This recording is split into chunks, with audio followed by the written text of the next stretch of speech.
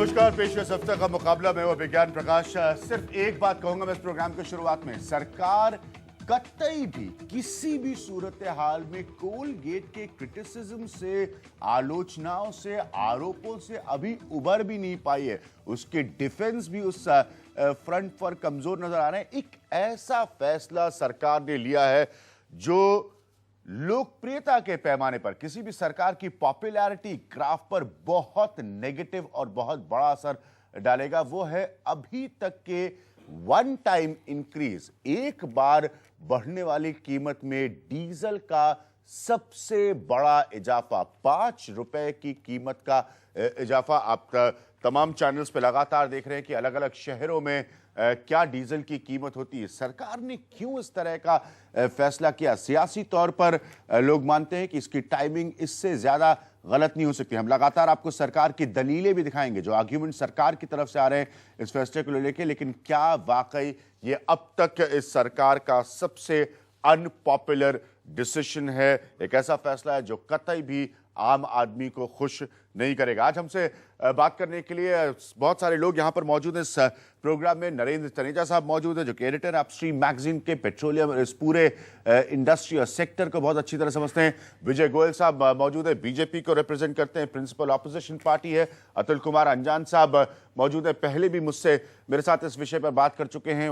हमेशा से लेफ्ट का यह मानना है कि पॉलिसीज में कमी है, पॉलिसीज गलत है इस सरकार की। मेरे साथ दो और बहुत खास मेहमान जुड़ रहे हैं। हरीश रावत, जो कि मिनिस्टर हैं मनमोहन सिंह सरकार के गवर्नमेंट में, और मेरे साथ अंबिका चौधरी साहब जुड़ रहे हैं, जो कि एक सीनियर मिनिस्टर हैं मुलायम सिंह यादव की सरकार में, अखिलेश यादव की सरकार में उत्तर प्रदेश में। तो ये सब लोग हैं, एलाइज का एक रोल है इसमें जो बहुत इंपॉर्टेंट नजर आ रहा है। साथ में मेरे साथ अब जुड़ रहे हैं एचएल जुच्ची साहब, जो कि फॉर्मर चेयरमैन है हिंदुस्तान पेट्रोलियम के। तेल कंपनियों का भी एक बहुत बड़ा भूमिका है इसमें, उसके बारे में हम इनसे चर्चा करेंगे। लेकिन सबसे बड़ी बात कि क्यों सरकार इस तरह का फैसला लेना चाहिए। नरेंद्र तनेजा, मैं आपसे शुरू करूंगा। जैसे मैंने कहा कि इससे ज्यादा आप कोलगेट के क्रिटिसिज्म से 0.01% आप नहीं उबर पाए, और आप एक ऐसा फैसला लेते हैं जिसको सीधा आम आदमी क्रिटिसाइज करेगा।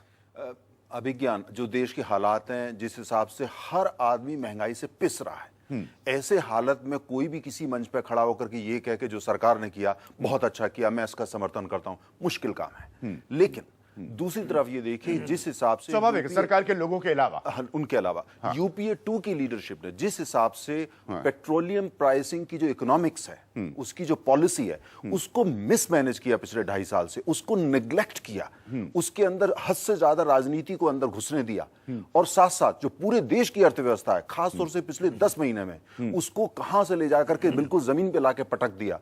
उसकी वजह से उनकी खुद की क्षमता कम हो गई। हालत ये हो गई, उनकी कैपेसिटी की जो सब्सिडी वो पहले देते थे आज देने की स्थिति में नहीं रहे। तो कुल मिलाकर के उन्होंने अपने को ऐसे हालात में धकेल दिया कि वो सब्सिडी जिसको वो बिना सोचे पहले दे दिया करते थे, वो देने की हालत में नहीं रहे। दूसरे शब्दों में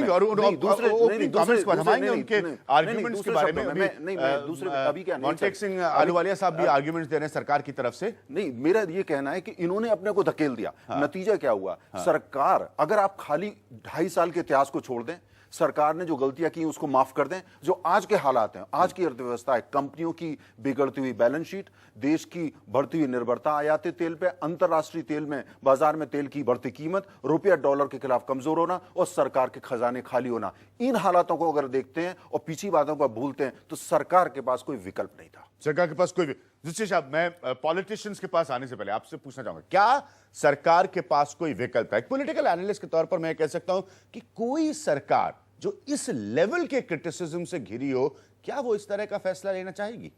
देखिए, ये जो इशू है, ये इशू है कि तेल कंपनियों की हेल्थ के बारे में। ठीक है, हाँ। और मैं इसीलिए सर आप इस प्रोग्राम में तेल कंपनियां जो है कब तक वो बेयर कर सकती हैं, जो ये प्राइस कहते हैं, जिस प्राइस पे आप दाम से आप क्रूड खरीद रहे हैं या प्रोडक्ट खरीद रहे हैं, और जिस दाम से आप बेच रहे हैं, बिकॉज सरकार ने कहा इस दाम से बेचो, तो आप उसको अब्जॉर्ब नहीं कर पा रहे हैं। तो जो अपनी कंपनियां चलाने के लिए ये लोग काफ़ी बोरो कर रहे हैं, पैसे बोरो कर रहे हैं। जो एक ज़माना था जब तेल कंपनियों के पास काफ़ी कैश था, कैश रिच कंपनियां थी। अब ये सिचुएशन आई है, ये लोग बोरो कर रहे हैं। क्योंकि ये जो टोटल पेट्रोलियम प्रोडक्ट जो सेल है उसमें से 60% वो रेगुलेटेड है, यानी वो अंडर कंट्रोल है, और जो 40% है वो डी कंट्रोल हो चुका है, जिसमें कि लाइट डीजल, हैवी ऑयल वगैरह वगैरह। और इंटरनेशनल मार्केट में आप देखिए, जहाँ से हम लोग अपना क्रूड वगैरह लाते हैं, डीजल की प्राइस पेट्रोल की प्राइस से हायर है, द बेस प्राइस। अगर पेट्रोल की बेस प्राइस हम डॉलर के हिसाब से कहें $126 पर बैरल है, डीजल की बेस प्राइस है $132 की बैरल। आप दूसरे देशों में देखें, डीजल और पेट्रोल के दाम जो हैं वो होते हैं नॉर्मल, एक जैसे रहते हैं, ऊपर नीचे थोड़ा डीजल के ज़्यादा रहते हैं। अब हमने अपनी इकॉनमी को डीजल इकॉनमी बना दिया। अब डीजल इकॉनमी को अगर बने, अब ये कहेंगे साहब ये नीतियां हैं। अब देखिए, सरकार को लोगों के बारे में सोचना है, उनको अब उसी हिसाब से नीतियां बनानी है, मगर ये जो असर है तेल कंपनियों पर पड़ रहा है। विजय गोयल साहब, आपसे शुरू करूंगा। कोई तो मजबूरी होगी सरकार की कि वो ₹5 डीजल इस माहौल में बढ़ाए? हाँ, सरकार की मजबूरी है ना जी। हाँ। पहली सरकार की मजबूरी यह है कि उसने अर्थव्यवस्था को पिछले सालों के अंदर चौपट कर दिया जी। उसने कोई पॉलिसीज नहीं बनाई, और जो एफिशिएंट गवर्नेंस चीज होती है वो सरकार ने कहीं दिखाई नहीं आके। इतना भ्रष्टाचार हुआ कि ये सबसे बड़ी मजबूरी बन गई सरकार की कि उनको आज इस ₹6, ₹5 डीजल के, पेट्रोल के दाम सबको बढ़ाने पड़े जाके जी। जनता कहाँ जाएगी जी? आज जनता की कमर तोड़ के रख दी, और कमर नहीं, उससे ज्यादा उन्होंने साहस तोड़ के रख दिया जाके जी। लोगों को लगता है कि अगर सरकार ही ये करेगी तो हम जाएंगे कहाँ? क्यों नहीं सरकार ने ऐसी पॉलिसीज बनाई जिसके अंदर ज्यादा तेल निकाला जाना चाहिए था? क्यों नहीं सरकार ने, जब केजी बेसिन का आप केस देख लीजिए, वहां 100 साल की गैस मिल सकती थी, किंतु उसके अंदर इरेगुलरिटीज, करप्शन को देखकर, मैं एक उदाहरण दे रहा हूं आपको जी। तो बेसिकली सरकार तो चल ही नहीं रही जी।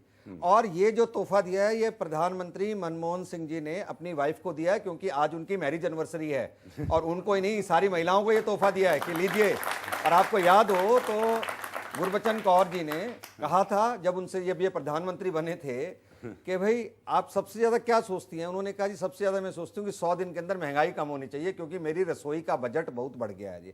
तो प्रधानमंत्री का भी आय और संपत्ति भी बढ़ गई है, किंतु इधर जितनी महंगाई बढ़ रही है तो उसके फिर बारे में कौन तोहफा दिया? करेगा? अगर आपका यह आर्गुमेंट है कि उन्होंने तोहफा दिया, अगर उनका बजट बढ़ रहा था तो फिर ये तोहफा ऐसा देंगे कि बजट कम, तो तोहफा तोहफा इसलिए दे दिया है क्योंकि उनको खुद समझ नहीं आ रहा। दूसरी जो बात आप कह रहे हैं कि उन्होंने गलत टाइमिंग चुने है जी, गलत टाइमिंग नहीं, उनके हिसाब से उन्होंने सही टाइमिंग चुने। उनको लगा ये जो कोलगेट का 1,86 करोड़ का भ्रष्टाचार था, इसको दबाने का तरीका ये था कि अभी हम ले आए, हमको बढ़ाने तो है ही प्राइस, उसको हम बढ़ा।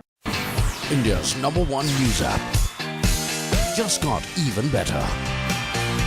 Download NDTV's new app. Fully optimized for retina display. Full screen view. Faster response time. And Sudoku. NDTV's new iPad app. Download now.